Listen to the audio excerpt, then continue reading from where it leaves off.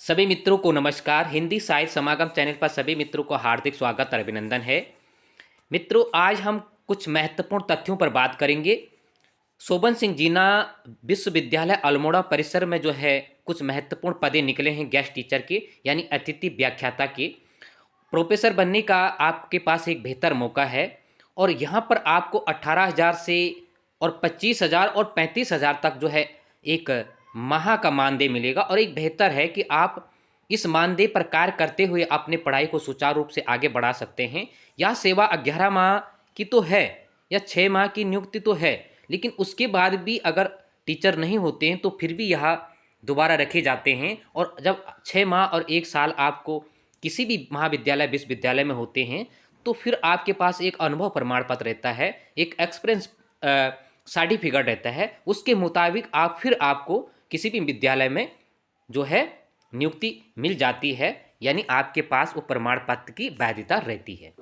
तो यह ना सोचे कि 11 माह या 6 माह का है, एक बेहतर मौका है। और आज जिस प्रकार से बेरोजगारी का आलम है तो एक अच्छा मौका है आपके पास। तो देखते हैं सिलसिलेवार कि क्या इसमें लिखा गया है और क्या क्या इसकी योग्यता होगी, कब तक आप फॉर्म डाल सकते हैं और कब आप इंटरव्यू में बैठ सकते हैं। पेपर नहीं होगा, इसका इंटरव्यू होगा। ठीक है, जिस प्रकार से आपने देखा होगा केवीएस में अभी जैसे ये मार्च में और अप्रैल में इसी प्रकार से वर्क टू इंटरव्यू होते हैं। ठीक है, तो देखते हैं शोभन सिंह जीना जो विश्वविद्यालय है अल्मोड़ा में, उसके परिसर जैसे अल्मोड़ा हो गया, पिथौरागढ़ हो गया, बागेश्वर हो गया, चंपावत में शासन द्वारा सृजित पदों के सापेक्ष में रिक्त शैक्षिक पदों पर विभिन्न विभागों हेतु छात्र हित में शिक्षण कार्य के सुचारू संचालन हेतु विश्वविद्यालय के उपरोक्त परिसरों के विभागों में सत्र 2023-24 हेतु गेस्ट फैकल्टी अतिथि व्याख्याता के रूप में नितांत अस्थायी तौर पर 6 माह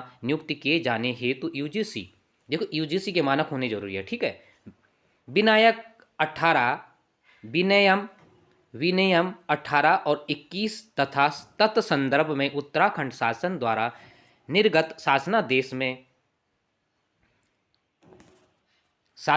में सहायक प्राय अध्यापकों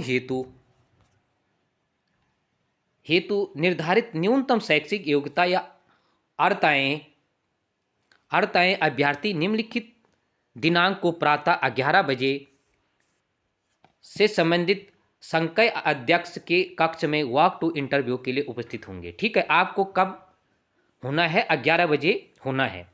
ये नीचे तिथि लिखी गई है क्रमबद्ध तरीके से, उसको भी हम देखेंगे। और आपको केवल इंटरव्यू में ही बैठना है, इंटरव्यू के बेस पर ही आपकी नियुक्ति होगी। ठीक है, आगे देखते हैं इसमें और क्या क्या प्रावधान किए गए हैं।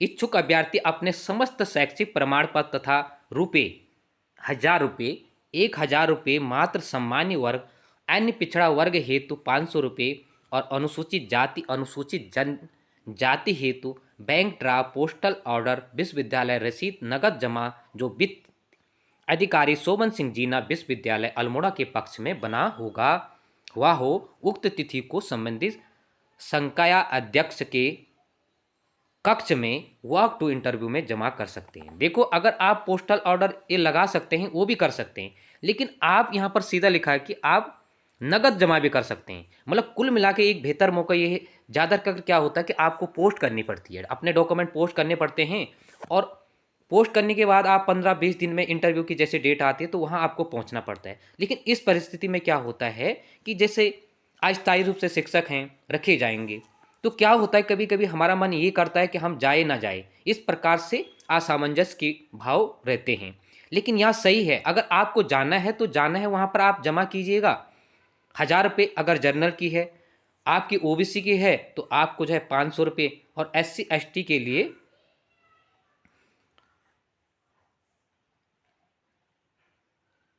इसमें जर्नल के लिए इतना रखा गया है। और इस हिसाब से वो SC ST हेतु भी ड्राफ्ट के लिए इसमें बात की गई है। तो देखो, आप डायरेक्ट जमा कर सकते हैं। अगर आप पोस्टल ऑर्डर नहीं लगा सकते हैं, बैंक ड्राफ्ट नहीं लगा सकते हैं, तो आप जिस दिन आपकी इच्छा है आप जा सकते हैं, आप सीधा लगा सकते हैं, वॉक टू इंटरव्यू में बैठ सकते हैं, अपने डॉक्यूमेंट पूरे लेकर चले। उसके बाद आगे बात आती है कि गेस्ट फैकल्टी अतिथि व्याख्याता पर नियुक्त यूजीसी दिशा निर्देश सेवा शर्तों के नियमों से आच्छादित होंगे और उक्त पद पर कार्य करने की अवधि गेस्ट फैकल्टी को 1,000 रुपये प्रति घंटा या वादन और अधिकतम 35,000 रुपये दिए होंगे। स्वपोषित पाठ्यक्रम में अतिथि व्याख्याता को 25,000 रुपये प्रति माह होगा। दो प्रकार से यहाँ पर है, ठीक है। एक तो अगर आप 3 वादन भी लेते हो, है ना, तो तब भी आपको 3,000 रुपये जो है एक दिन के मिलते हैं। लेकिन अगर 3 वादन लेते हो, अगर 20 दिन करते हो कार्य, तो तब तो ज़्यादा होता है, लेकिन उससे आपको 35,000 से ज़्यादा नहीं मिलेगी, ठीक है। दूसरा आपको जो है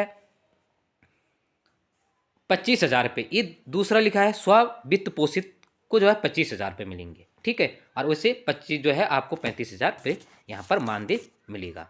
क्योंकि आप तो जानते हैं 25,000 तो न्यूनतम जो इंटर कॉलेज में गेस्ट टीचर उनको भी मिलते हैं, तो एक अच्छा है कि आपको 30-35,000 तक यहाँ पर मिलेगा ही मिलेगा। अब बात करते हैं कि कौन कौन से सब्जेक्ट हैं और कब आपने इंटरव्यू में जाना है।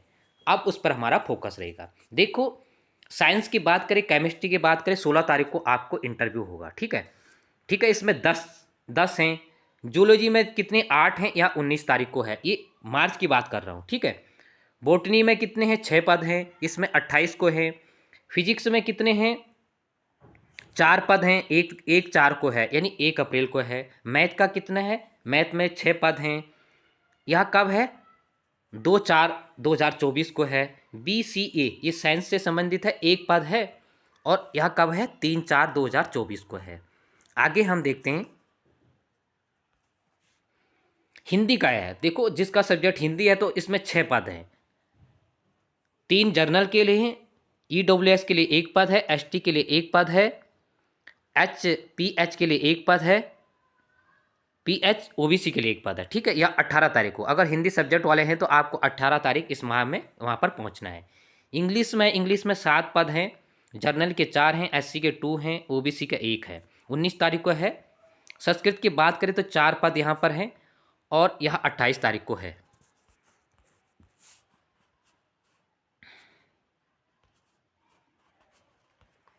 आगे हम देखते हैं इसमें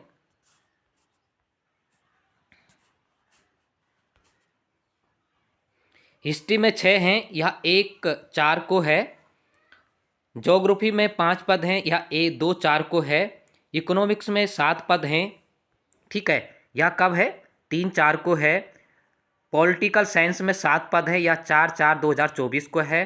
सोशलॉजी में 8 पद हैं, या 8/4 को हैं। साइकोलॉजिकल में 6 पद हैं, या 10 तारीख को है। और म्यूजिक संगीत में 3 पद हैं, या 11 तारीख को है।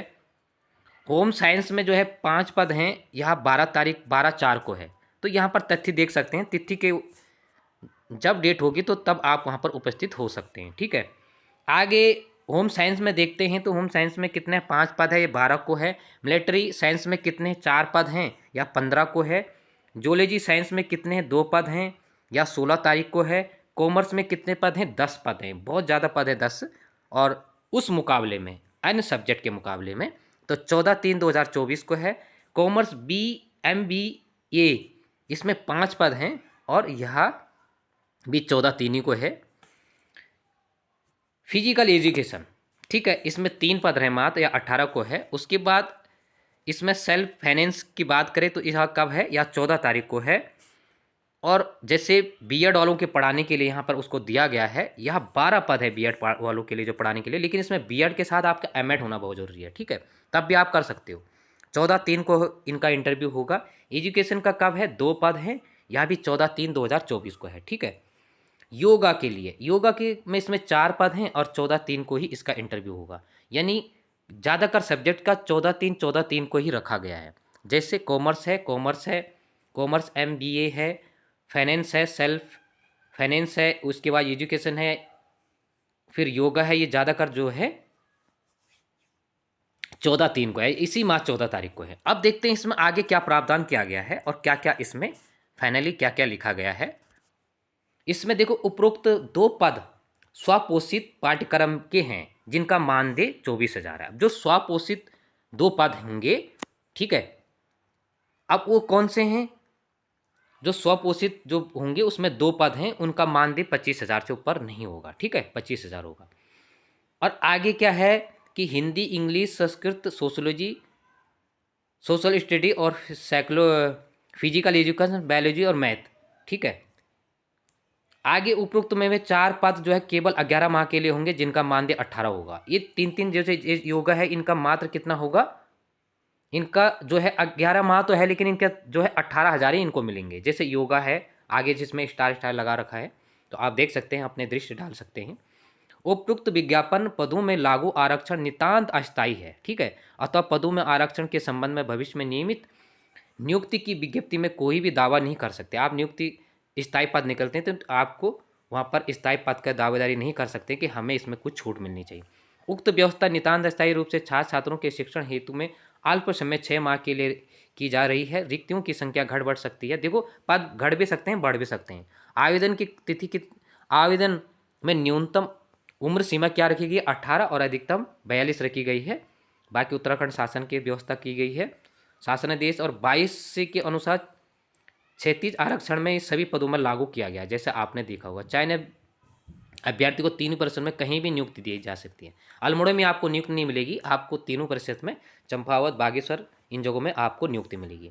अब देखो, अब आती है महत्वपूर्ण तथ्य आता है यहाँ पर कि इसमें जो है, जैसे अब यू सेट, जिसका नेट नहीं है तो उसका यू सेट। देखो, अब यू सेट की बात आती है, काफ़ी लड़कों का यह मानना था कि सर अगर हमारे पास जो है इसका प्रमाण पत्र नहीं पहुंचा, लेकिन आपके पास अंक पत्र आ चुका है, बशर्ते उसमें यह नहीं लिखा गया कि आप क्वालिफाई हैं या क्वालिफाई नहीं है।